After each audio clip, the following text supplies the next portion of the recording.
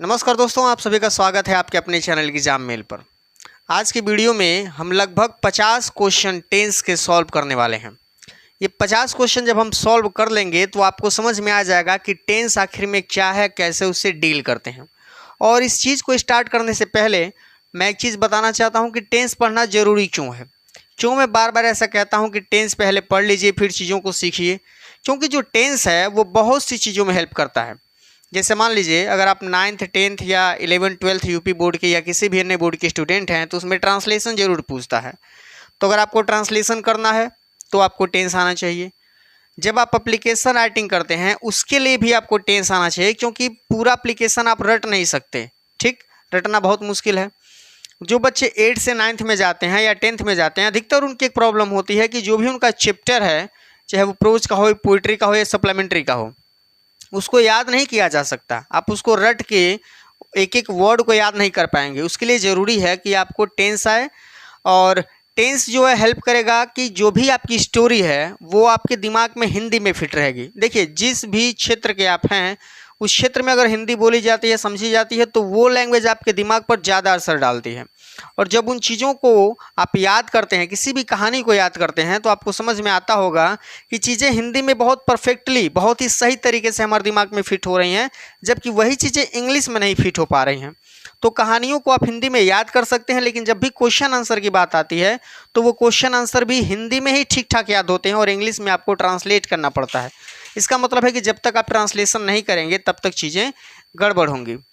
तो I hope कि आपको ये समझ में आ गया होगा कि टेंस पढ़ना कितना ज़रूरी है और क्यों सीखना ज़रूरी है। इसकी वीडियो मैंने पहले भी अपलोड कर रखी है, इसके 6 अलग अलग पार्ट में, जिसको आप जा कर के देख सकते हैं।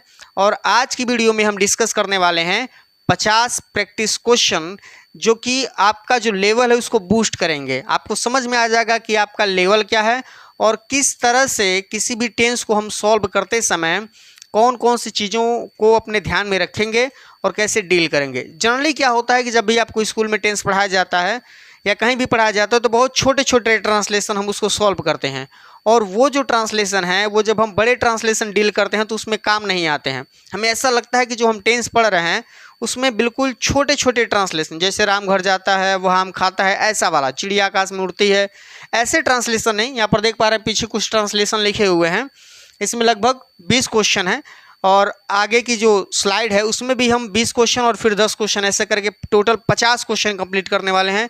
तो बिना अपना समय गंवाए आइए इस वीडियो को हम स्टार्ट करते हैं। तो दोस्तों आइए स्टार्ट करते हैं सबसे पहला क्वेश्चन बिना देर किए। सबसे पहला क्वेश्चन आपको यहाँ दिख रहा होगा, यहाँ लिखा हुआ है कि मैं प्रतिदिन अपने दोस्तों के साथ विद्यालय जाता हूँ। अगर इस टेंस की बात करें तो ये प्रेजेंट इंडेफिनिट टेंस है। आई होप कि ये चीज़ें आपको पहले से ही पता होंगी, समझ में आ रहा होगा। तो अगर ये प्रेजेंट इंडेफिनिट है और इसमें सब्जेक्ट है हमारा मैं, तो इसको अगर हम सॉल्व करेंगे तो सबसे पहले हमें सब्जेक्ट चाहिए होता है। इसको सॉल्व करते हैं, यानी मेक इंग्लिश आई। और प्रेजेंट इंडेफिनिट टेंस का ये अफर्मेटिव सेंटेंस है जिसमें आप अच्छे से जानते हैं कि जो वर्ब होती है हमारी उसकी या तो फर्स्ट फॉर्म या तो फिफ्थ फॉर्म लगती है। अब जो आई है वो प्लूरल सब्जेक्ट है, तो आई के साथ आएगी वर्ब की फर्स्ट फॉर्म, यानी आई के ठीक बगल में लिखेंगे गो, आई गो। और कहाँ जाते हैं? विद्यालय, आई गो टू स्कूल। ठीक, और इसमें बचा हुआ है अपने दोस्तों के साथ। ये जो ट्रांसलेशन होते हैं अपने दोस्तों के साथ, अपने माता पिता के साथ, अपने टीचर के साथ, ऐसा जब हमें डील करना होता है तो हम सबसे पहले लगाते हैं विथ। उसके बाद कह रहा है कि अपने दोस्त, तो मैं के लिए अपने की अंग्रेजी क्या होती है? माई, और यहाँ लिखेंगे फ्रेंड। प्लूरल है तो यस लगाएंगे, friends. I go to school with my friends. और यहाँ दिया है डेली, सबसे लास्ट में लिखेंगे। तो ट्रांसलेशन क्या हो जाएगा? I go to school with my friends daily. ये कौन सा टेंस है? प्रेजेंट इंडेफिनिट है। दूसरा सेंटेंस देखते हैं। देखिए, बहुत ज़्यादा टाइम नहीं लगाना है, जल्दी जल्दी सॉल्व करेंगे। दूसरा है कि क्या रवि ने तुम्हारी सहायता की। जैसे कहा जब बच्चों ने खाना खाया, रवि ने तुम्हारी सहायता की, उसने फूल तोड़ा, मैंने किताब पढ़ी। ये सारे सेंटेंस जो होते हैं वो पास्ट इंडेफिनिट के हैं। तो पास्ट इंडेफिनिट जब आप बनाएंगे तो यहाँ लिखा है कि क्या रवि, इसका मतलब है कि ये इंटेरोगेटिव सेंटेंस है और इसमें जो क्वेश्चन वर्ड है वो सेंटेंस के स्टार्टिंग में है। इस केस में हम क्या करते हैं कि सबसे पहले इस टेंस का हेल्पिंग वर्ब लगाएंगे। तो आपको याद होगा पास्ट इंडेफिनिट टेंस की अगर हम बात करें तो जो इसका हेल्पिंग वर्ब होता है वो डिड होता है, यानी सबसे पहले हमें क्या लगाना है, डिड। इसके बाद आएगा एक सब्जेक्ट रवि, डिड रवि, और इसके बाद हम लिखेंगे सहायता की, मतलब मदद करना, मेन वर्ब है हमारा, डिड रवि हेल्प, और लास्ट में लिखेंगे यू, और यहाँ लगाएंगे question mark. Did Ravi help you, यानी क्या रवि ने तुम्हारी सहायता की, ये पास्ट इंडेफिनिट था। तीसरा है मैं तुम्हारे लिए कल एक नई किताब खरीदूंगा। अगर मान लीजिए ट्रांसलेशन ऐसे रहता कि मैं कल एक नई किताब खरीदूंगा, तो ये बिल्कुल नॉर्मल होता, इजी होता। इसमें एक वर्ड है तुम्हारे लिए, इसको लास्ट में हम एडजस्ट करेंगे। तो टेंस है आपका खरीदूंगा, जाऊंगा, पाऊंगा, खाऊंगा, इस तरह के टेंस कौन से होते हैं, फ्यूचर इंडेफिनिट। और फ्यूचर इंडेफिनिट में आप जानते हैं जो हेल्पिंग वर्ब है वो विल होता है या फिर सेल होता है। उस हिसाब से बनाएंगे तो आई सबसे पहले हो जाएगा यहाँ पे आई, और आई के साथ आप जानते हैं विल का भी प्रयोग होता है और सेल का भी होता है। लेकिन जो ये सेंटेंस है, अगर कोई सेंटेंस डिटर्मिनेशन दिखाता हो, मतलब कोई ऐसा काम दिखाता हो जो होना बिल्कुल निश्चय है, तो उस केस में आई के साथ विल लगाते हैं। जैसे आप सुने होंगे कहते हैं लोग आई विल किल यू, ठीक, तो उस केस में आई के साथ विल लगता है, बाकी कंडीशन में सेल लगाते हैं। तो यहाँ लगाएंगे आई विल, आई यानी सब्जेक्ट है, हेल्पिंग वर्ब है, इसके बाद मेन वर्ब। मेन वर्ब क्या है, खरीदना, खरीदने की इंग्लिश क्या होती है, बाई। आई विल बाई, और क्या खरीदूंगा, एक नई किताब, ये हमारा ऑब्जेक्ट है, तो यहाँ लिखेंगे अ न्यू बुक, एक नई किताब। कब खरीदूंगा, कल, और किसके लिए, तुम्हारे लिए। तो यहाँ लिखेंगे I will by a new book for you. For you का मतलब होता है तुम्हारे लिए, यानी जो तुम्हारे लिए, मेरे लिए, फॉर के साथ ऑब्जेक्ट लगाते हैं, ठीक। और सबसे लास्ट में कल, कल यानी आने वाला कल, टुमारो। तो इसका सही ट्रांसलेशन क्या हो जाएगा, I will by a new book for you tomorrow. अगला सेंटेंस है रोहन यह कठिन सवाल हल करने की कोशिश कर रहा था। आई होप कि ये टेंस आपको समझ में आ रहा होगा।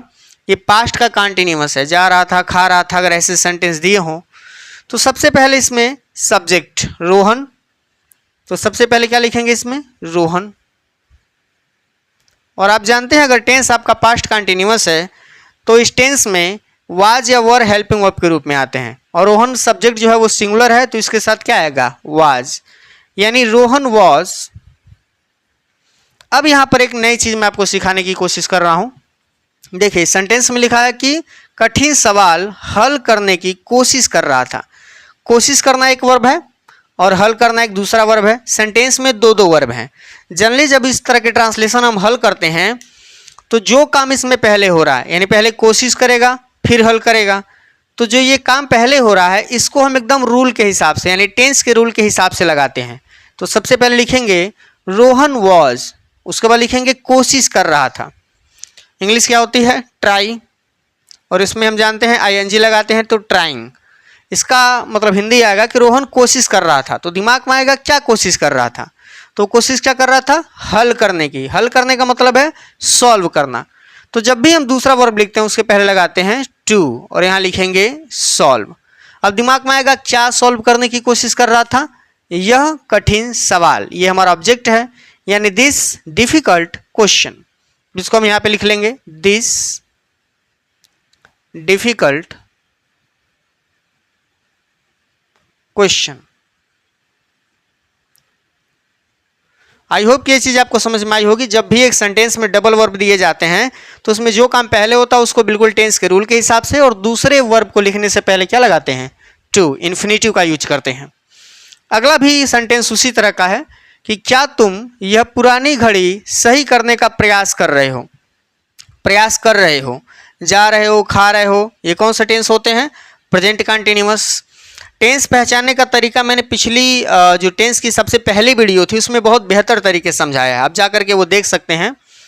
देखिए टेंस जो है वो टाइम और एक्शन का खेल है, तो यहाँ टाइम हो की वजह से प्रेजेंट है और एक्शन जो है वो चल रहा है, इसका मतलब कंटिन्यूअस है, तो टेंस हुआ प्रेजेंट कंटिन्यूअस। और सेंटेंस स्टार्ट हो रहा है क्या से, इसका मतलब इंटेरोगेटिव है, और जब क्या से स्टार्ट होता है तो हम सबसे पहले हेल्पिंग वर्ब लिखते हैं।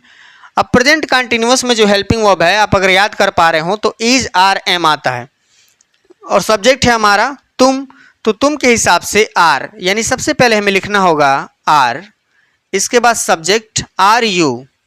ठीक, उसके बाद मैंने अभी बताया इसमें एक वर्ब है प्रयास करना और एक है सही करना। सही करना मतलब रिपेयर करना, ठीक करना। तो सबसे पहले प्रयास करेंगे, उसके बाद उसको सही करेंगे। तो प्रयास करने की इंग्लिश क्या होती है? ट्राइंग। ट्राइंग, इसका मतलब हुआ आर यू ट्राइंग, क्या तुम प्रयास कर रहे हो, कोशिश कर रहे हो। तो दिमाग में आएगा कि क्या कोशिश कर रहे हो? सही करने का, मतलब रिपेयर करने का, रिपेयर। और इसी के पहले हम क्या लगाएंगे? टू, ये दूसरा वर्ब है हमारा, ट्राइंग टू रिपेयर, क्या तुम सही करने का प्रयास कर रहे हो। क्या सही करने का? यह पुरानी घड़ी, यानी दिस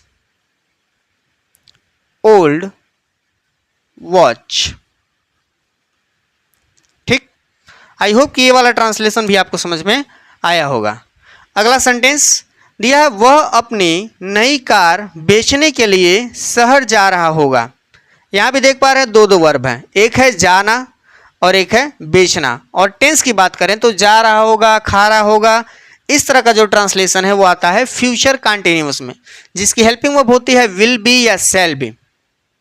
इसको ट्रांसलेट करते हैं तो वह अपनी नई कार बेचने के लिए शहर जा रहा होगा, सब्जेक्ट हमारा वह, यानी इंग्लिश हो जाएगी ही। ठीक, और ही के साथ आप जानते हैं विल लगाते हैं, तो यहाँ हम लिखेंगे विल, ही विल, और यहाँ लिखेंगे बी, ही विल बी। और चूंकि ये कंटिन्यूअस है इसलिए जो वर्ब है जाने का जो काम है वो पहले होगा और बेचने का काम उसके बाद होगा, यानी पहले वो शहर जाएगा फिर बेचेगा। ही विल बी, और यहाँ लिखेंगे going to city, he will be going to city, वह शहर जा रहा होगा, क्या करने के लिए? बेचने के लिए। दूसरा वर्ब लगा रहे हैं तो रूल क्या है? टू और सेल, बेचने के लिए। क्या बेचने के लिए? अपनी नई कार। अब यहाँ ही है तो अपनी की इंग्लिश क्या हो जाएगी? हिज, नई का न्यू, और लास्ट में लिखेंगे कार।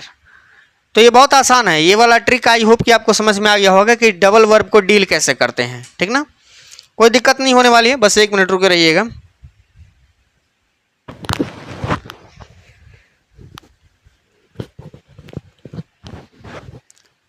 देखिए दोस्तों, गर्मी बहुत है, ठीक ना, इसलिए तुरंत एकदम चेहरा जो है पसीने से भीग जा रहा है।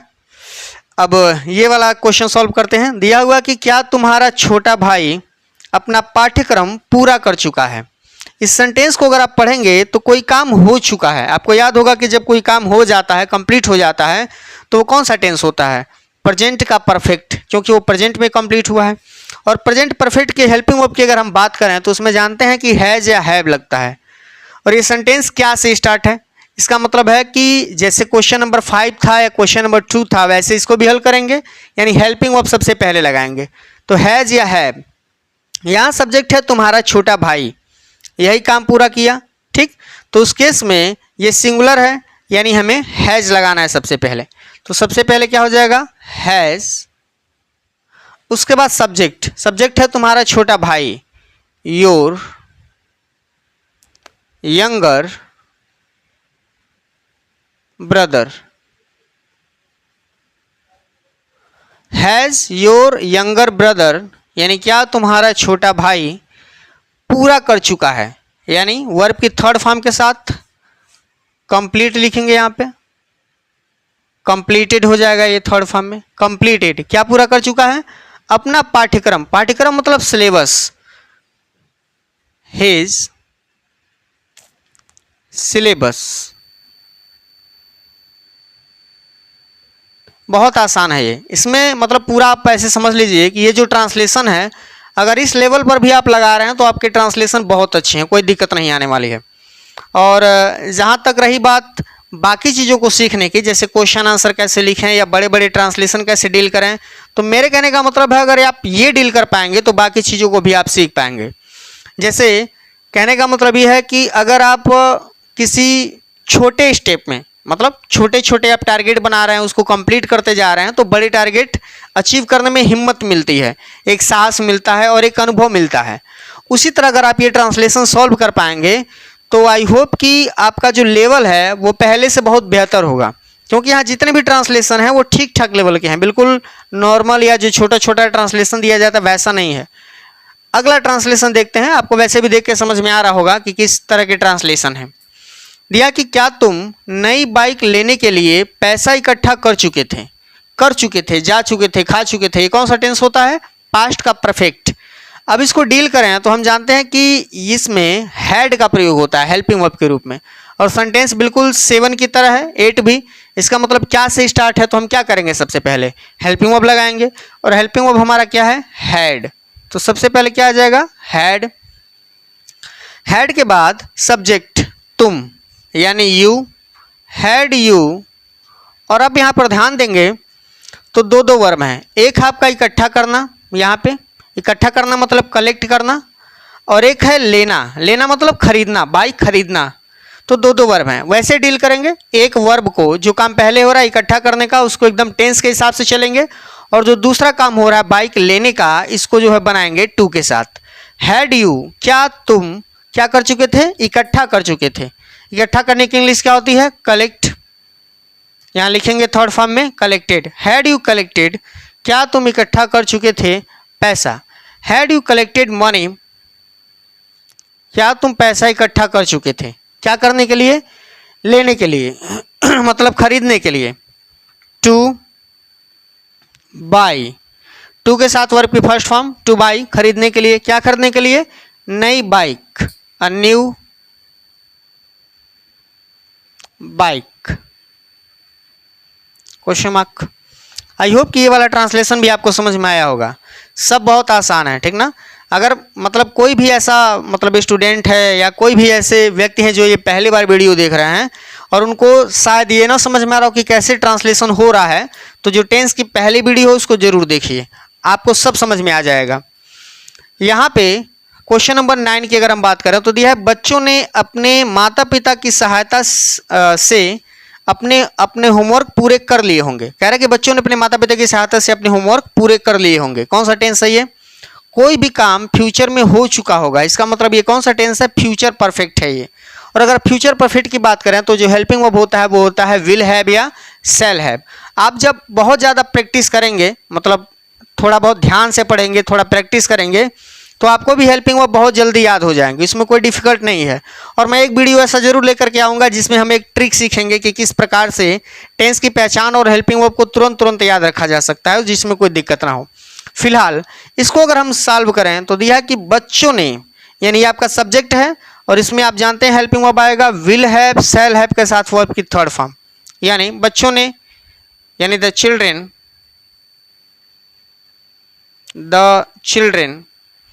और जानते हैं कि विल का प्रयोग आई और वी सेल के जो है आई और वी के साथ आता है और बाकी के साथ विल आता है। तो यहाँ जो चिल्ड्रेन है इसके साथ विल आएगा, द चिल्ड्रेन विल हैव। उसके बाद मेन वर्ब पूरा कर लिया होगा, मतलब पूरा कर लिया होगा, तो कंप्लीटेड। और क्या पूरा कर लिया होगा? अपने होमवर्क। अब यहाँ चिल्ड्रेन है, प्लूरल है, तो अपनी इंग्लिश होती है दियर, और यहाँ लिखेंगे होमवर्क। और कह रहा अपने माता पिता की सहायता से। जब भी किसी की सहायता से आप आता है तो आप लिखेंगे with the help of, with the help of यानी सहायता से, तो यहाँ लिखेंगे with the help of their parents. इसका मतलब होता है with the help of their parents, यानी अपने माता पिता की सहायता से। जैसे कहा जाए अपने दोस्तों की सहायता से, with the help of our friends. ठीक, तो ऐसे इस चीज को सॉल्व करेंगे। अगला क्वेश्चन देखते हैं। रोहन का बड़ा भाई 5 वर्षों से यह परीक्षा उत्तीर्ण करने की कोशिश कर रहा है। उत्तीर्ण करने का मतलब है पास करना। और देख पा रहे इसमें एक समय दिया हुआ है 5 वर्ष यहाँ पे। ठीक, तो जब भी समय दिया जाता है तो ऐसे ट्रांसलेशन जो हैं आपके कौन से टेंस में जाएंगे? प्रेजेंट परफेक्ट कंटिन्यूअस टेंस में, जिसमें कुछ काम हो चुका है और कुछ काम अभी भी चल रहा है। तो इसको अगर हम सॉल्व करें तो देख पा रहे हैं इसका सब्जेक्ट है रोहन का बड़ा भाई, और यहाँ जो है एक वर्ब है कोशिश करना और एक है उत्तीर्ण करना, दो वर्ब हैं। तो इसको भी बनाएंगे टू के साथ, और इसमें जो हेल्पिंग वर्ब आता है प्रेजेंट परफेक्ट कंटिन्यूअस में वो हैज़ बीन और हैव बीन आता है। तो सबसे पहले लिखेंगे इसमें सब्जेक्ट रोहन का बड़ा भाई, the Elder brother of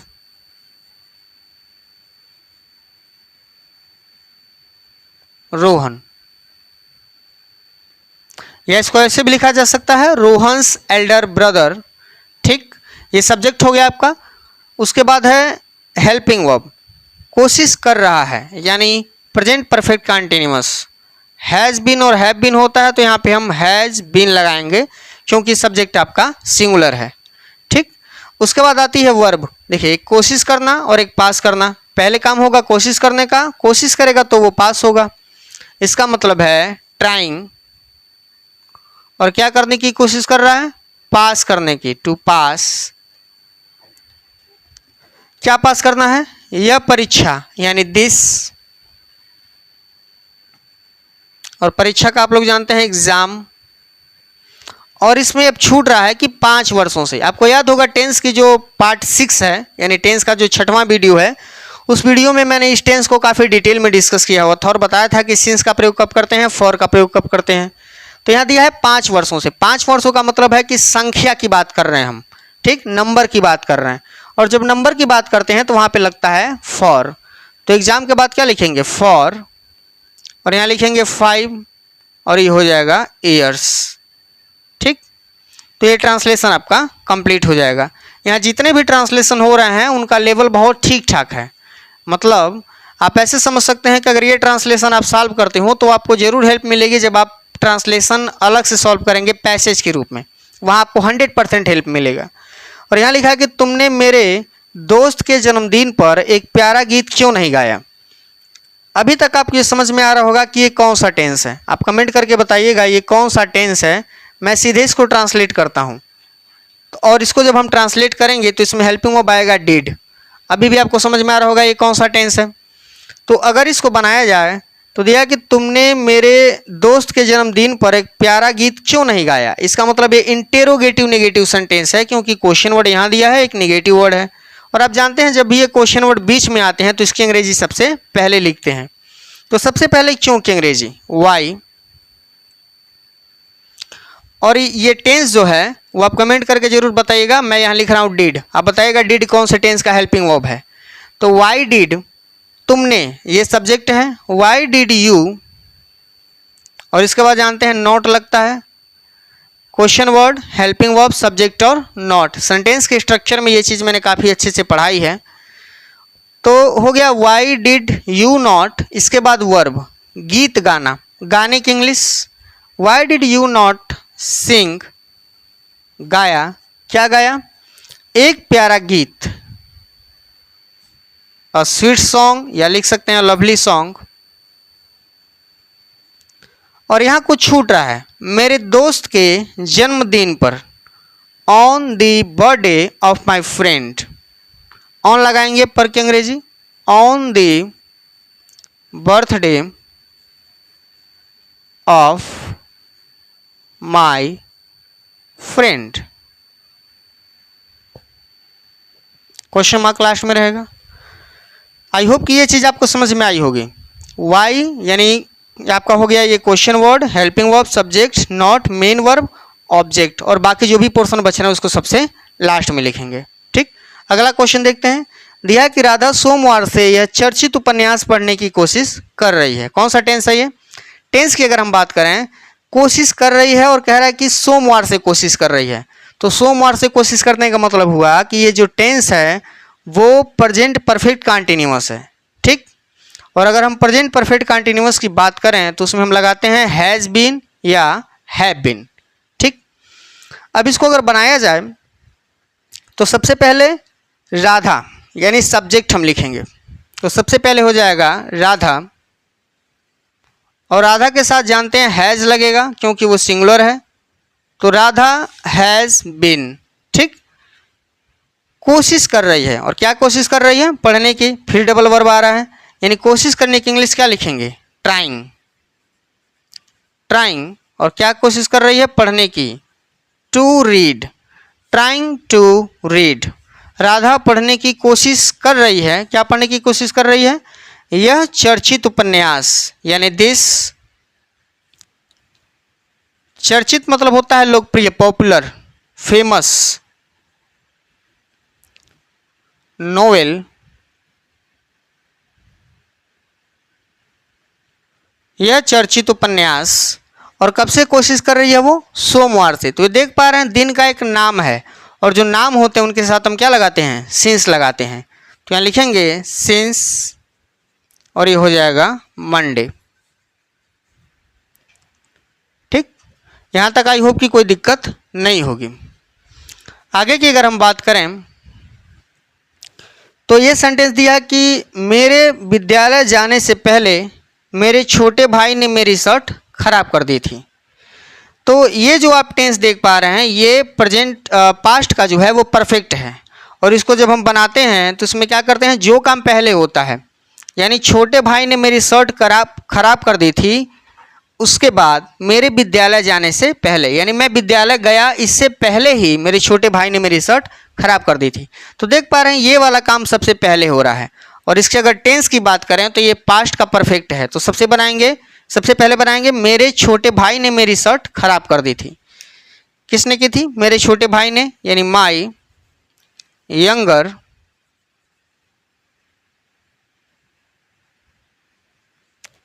younger brother, इसमें जानते हैं हैड लगता है, had helping verb. My younger brother had, क्या कर दी थी उसने? खराब कर दी थी। खराब माने स्पॉइल्ड, स्पॉइल्ड। और क्या खराब कर थी? मेरी shirt, spoiled my shirt before, पहले की इंग्लिश है ये, बिफोर लगाते हैं, बिफोर, मेरे विद्यालय जाने से पहले, मतलब मैं विद्यालय गया इससे पहले। यानी ये जो सेंटेंस लिखता है मेरे विद्यालय जाने से पहले, इसको हम बनाते हैं पास्ट इंडिफिनिट में, ठीक। तो मेरे विद्यालय यानी मैं विद्यालय गया, तो इंग्लिश हो जाएगी I went to school, past indefinite. Went क्यों लगा है? क्योंकि पास्ट इंडिफिनिट है, और पास्ट इंडिफिनिट में आप जानते हैं जो वर्ब होती है वो सेकंड फॉर्म की होती है। My younger brother had spoiled my shirt, यानी मेरे छोटे भाई ने मेरी शर्ट खराब कर दी थी। कह रहा बिफोर, यानी पहले मेरे स्कूल जाने के, यानी मेरे स्कूल जाने के पहले मेरे छोटे भाई ने मेरी शर्ट खराब कर दी थी। आई होप कि ये चीज़ आपको समझ में आई होगी। अगला सेंटेंस देखते हैं। लिखा है अपनी जीविका कमाने के लिए रमेश कल मुंबई जाएगा। मान लीजिए केवल सेंटेंस इतना ही रहता कि रमेश कल मुंबई जाएगा, तो ये फ्यूचर का इंडिफिनिट होता और आराम से हम इसको बना लेते। इसमें एक वर्ड जुड़ा है अपनी जीविका कमाने के लिए। जरूरी नहीं है कि सेंटेंस में जो स्टार्टिंग में यहाँ पे शब्द लिखे गए हों वही सब्जेक्ट बने। आपको ढूंढना है कि सब्जेक्ट कहाँ है। तो काम कौन कर रहा है, यानी मुंबई कौन जा रहा है? रमेश। तो हमें सेंटेंस स्टार्ट करना पड़ेगा रमेश से, और ये फ्यूचर इंडिफिनिट है तो आप विल या सेल का प्रयोग करेंगे। तो सबसे पहले रमेश, रमेश के बाद आपको हेल्पिंग वर्ब लगाना है विल। रमेश विल क्या करेगा? वो मुंबई जाएगा। Ramesh will go to Mumbai. Ramesh will go to Mumbai कल, टुमारो। आप इसको लास्ट में भी लगा सकते हैं, यहाँ भी लगा सकते हैं। और वो क्या करने के लिए जा रहा है? अपनी जीविका कमाने के लिए। देख पा रहे हैं दूसरा वर्ब है कमाना, एक है जाना और एक कमाना। पहले जाएगा फिर कमाएगा, तो कमाने की इंग्लिश यानी अर्न, और उसके पहले क्या लगाएंगे? To earn. अपनी की इंग्लिश हो जाएगी हिज, और जीविका का होता है लाइवलीहुड। तो इसका सही ट्रांसलेशन क्या हो जाएगा? Ramesh will go to Mumbai tomorrow to earn his livelihood, यानी रमेश कल मुंबई जाएगा अपनी जीविका कमाने के लिए। आई होप कि यहाँ तक चीज़ें आपको समझ में आ रही होंगी। ये सब चीज़ें बहुत आसान हैं, बस ध्यान देने की ज़रूरत है। यहाँ लिखा है कि एक चींटी कल नदी पार करने की कोशिश कर रही थी। कौन सा टेंस है ये? कोशिश कर रही थी, जा रही थी, दौड़ रही थी, पास्ट कंटिन्यूअस। और कौन कोशिश कर रही थी? एक चींटी। तो स्टार्ट करेंगे इस सेंटेंस को, एन एंट मतलब एक चींटी। और इसमें जानते हैं कि वाज वर हेल्पिंग वर्ब होता है, तो एंट सिंगुलर है तो वॉज लगाएंगे, एन एंट वॉज। और यहाँ पर भी डबल वर्ब है, वो कोशिश कर रही थी पार करने की, यानी कोशिश करेगी फिर पार करेगी। तो सबसे पहले कोशिश करना, ट्राई, ट्राइंग लिखेंगे इसको, ट्राइंग। और क्या कोशिश कर रही थी? पार करने की, टू क्रॉस। क्या पार करने की? The river. कह रहा कि एक चींटी कल नदी पार करने की कोशिश कर रही थी। An ant was trying to cross the river कल, कल यानी बीता हुआ कल, यस्टरडे। ठीक, आई होप कि ये भी आपको समझ में आया होगा। अगले सेंटेंस की बात करते हैं। यहाँ दिया हुआ कि मेरा मित्र एक नई कंपनी स्थापित करने में मेरी सहायता क्यों नहीं किया। ये कौन सा टेंस है? पास्ट का इंडेफिनिट है ये, और सेंटेंस थोड़ा सा जो है लॉन्ग है। देखिए यही ट्रांसलेशन जब आप कर लेते हैं तो फिर आपका जो इंग्लिश है वो थोड़ा बहुत ठीक हो जाता है। बस एक मिनट रुकिएगा।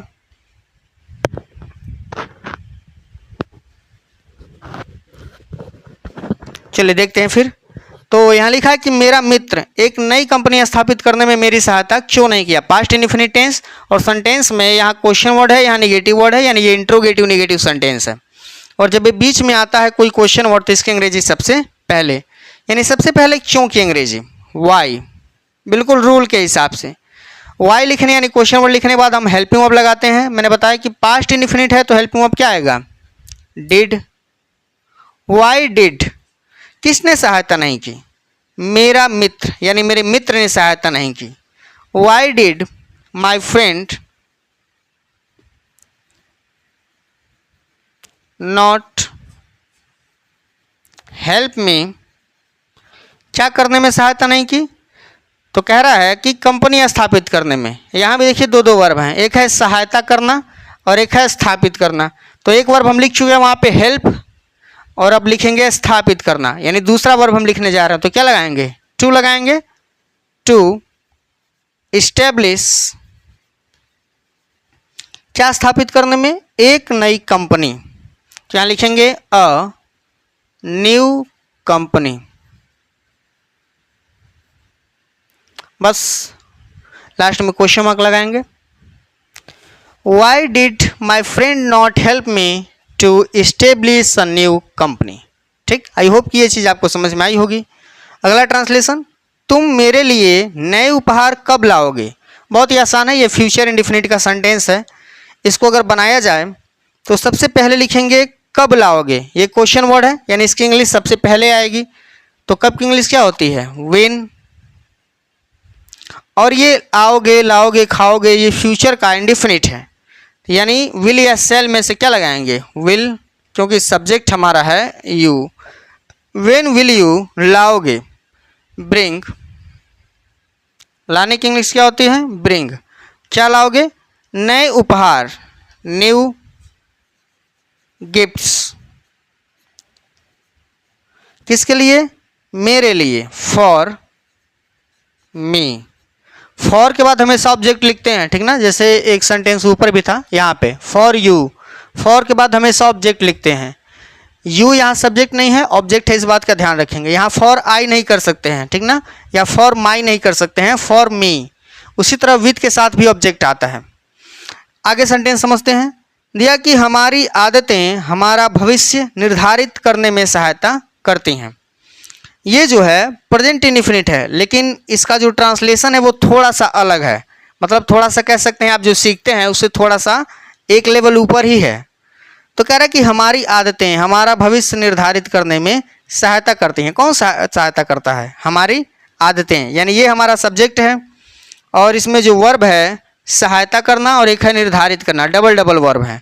इसको ट्रांसलेट करते हैं। सबसे पहले हमारी आदतें, प्रेजेंट इंडेफिनिट टेंस है ये। हमारी आदतें यानी आवर हैबिट्स, हमारी आदतें क्या करती हैं? सहायता करती हैं। सब्जेक्ट हमारा प्लूरल हो गया, यानी हेल्प। किसकी सहायता करती हैं? हमारी आदतें हमारा भविष्य निर्धारित करने में सहायता करती हैं। आवर हैबिट्स हेल्प यानी मदद करती हैं, सहायता करती हैं क्या करने में? निर्धारित करने में। टू डिसाइड निर्धारित करने में। देखिए एक वर्ब है हेल्प और एक है decide. Our habits help to decide क्या डिसाइड करने में? हमारा भविष्य। Our future. ये थोड़ा सा अलग था। आई होप कि ये चीज़ आपको समझ में आई होगी। और अगर इस तरह के ट्रांसलेशन आप करने में सक्षम है, इसका मतलब है आप जो पैसेज होता है उसको भी सॉल्व कर पाएंगे। अगला क्वेश्चन है, क्या तुम अपनी किताबें मुझे नहीं दोगे? ये फ्यूचर इंडेफिनिट है और इसको बनाएंगे बिल्कुल ईजी है। क्या से स्टार्ट है? यानी सबसे पहले हेल्पिंग वर्ब विल और इसका सब्जेक्ट क्या है? यू। विल यू कह रहा है कि नहीं दोगे, निगेटिव भी है तो आप जानते हैं यहाँ पे नॉट लगेगा। Will you not give me क्या तुम मुझे नहीं दोगे अपनी किताबें? सब्जेक्ट हमारा यू है तो अपनी इंग्लिश योर और किताबों का होता है बुक्स। इसी ट्रांसलेशन को एक और तरीके से बनाया जा सकता है, इसका ऑब्जेक्ट बदल के। यह एक जो है क्वेश्चन की तरह मैं छोड़ रहा हूँ, इसी सेम सेंटेंस को एक और तरीके से लिखा जा सकता है। इसमें जो ऑब्जेक्ट है उसकी जगह बदल के, क्योंकि इसमें दो टाइप के ऑब्जेक्ट हैं, डायरेक्ट और इनडायरेक्ट। ये मैं अलग से कभी किसी वीडियो में पढ़ाऊंगा, लेकिन अगर आप जानते हैं तो इसको आप एक और तरीके से लिख के बता सकते हैं कमेंट बॉक्स में कि इसका एक और तरीका क्या हो सकता है। अगला सेंटेंस है, मैंने अपने कठिन समय में सहायता के लिए भगवान को एक पत्र लिखा। ये जो ट्रांसलेशन है इसको अगर आप सॉल्व करें तो पत्र लिखा, खाना खाया, फूल तोड़ा, ऐसे ट्रांसलेशन होते हैं पास्ट इंडेफिनिट के। तो सबसे पहले हो जाएगा मैंने यानी आई, सब्जेक्ट लिखेंगे आई और ये पास्ट इंडेफिनिट है तो यहाँ लिखेंगे रोट। आई रोट मैंने लिखा, बिल्कुल आराम समझेंगे। मैंने लिखा, क्या लिखा? एक पत्र। A letter, I wrote a letter. ऐसे ही पीछे बढ़ते आएंगे। एक पत्र लिखा, किसको लिखा? भगवान को। टू, जिसको भी लिखते हैं उसके पहले to. I wrote a letter to God, किस चीज़ के लिए? सहायता के लिए। फॉर हेल्प, सहायता के लिए। यहाँ जो हेल्प है वो एक नाउन है, ठीक। तो सहायता के लिए और कौन से समय में? अपने कठिन समय में। इन माई हार्ड डेज, कठिन समय में, ठीक। तो लिखा है I wrote a letter to God for help in my hard days. तो लगभग 20 यहाँ पे आपके पूरी तरह से कंप्लीट कर दिए गए हैं और आई होप कि ये चीज़ आपको समझ में आई होगी, यहाँ पर कोई दिक्कत नहीं होगी। अगर इतने क्वेश्चन आप सॉल्व कर लेते हैं और बिल्कुल सही सही सॉल्व करते हैं तो मैं बिल्कुल ये दावे के साथ कह सकता हूँ कि आपने ट्रांसलेशन का एक लेवल मतलब आगे सीख लिया, कि स्टेप आप आगे चले गए हैं। अगली वीडियो में हम डिस्कस करेंगे 30 क्वेश्चन, जिसमें केवल 20 क्वेश्चन ही डिस्कस हो रहे हैं। अगली वीडियो जब शूट करूंगा मैं तो उसमें लगभग 30 को और क्वेश्चन डिस्कस करूंगा, जिसका लेवल इससे भी थोड़ा सा अप रहेगा, थोड़ा सा हाई रहेगा, ताकि आपको समझ में आए कि ट्रांसलेशन किस लेवल तक जा सकते हैं और टेंस आपको किस लेवल तक पहुंचा सकता है। इसलिए मैंने शुरू में कहा था कि टेंस पढ़ना बहुत ज़्यादा ज़रूरी है। लेकिन एक विडंबना चलती है हमारे स्कूलों में या बाकी जगहों पे कि हम लोग इस तरह के ट्रांसलेशन नहीं पढ़ते हैं। इसलिए कभी कभी जब हम लोग ट्रांसलेट करते हैं चीज़ों को तो दिक्कत आती है। कई बच्चे ऐसे होंगे जो क्वेश्चन आंसर 9th में या 10th में अभी भी रट्टा मारते होंगे, और रट्टा मारने की वजह से वो लोग क्वेश्चन आंसर लिखने का वो तरीका, वो स्टाइल या वो अप्रोच अचीव नहीं कर पाते हैं जो उनके पास होना चाहिए। तो मैं उम्मीद करता हूं कि आप इस चैनल पर जुड़े हुए हैं तो चैनल को आपने लाइक कर लिया होगा, सब्सक्राइब कर लिया होगा। वीडियो को आप तो लाइक कर ही सकते हैं अगर आपको पसंद आया तो। मिलते हैं फिर से एक नई वीडियो में, तब तक ले जय हिंद, वंदे मातरम, धन्यवाद।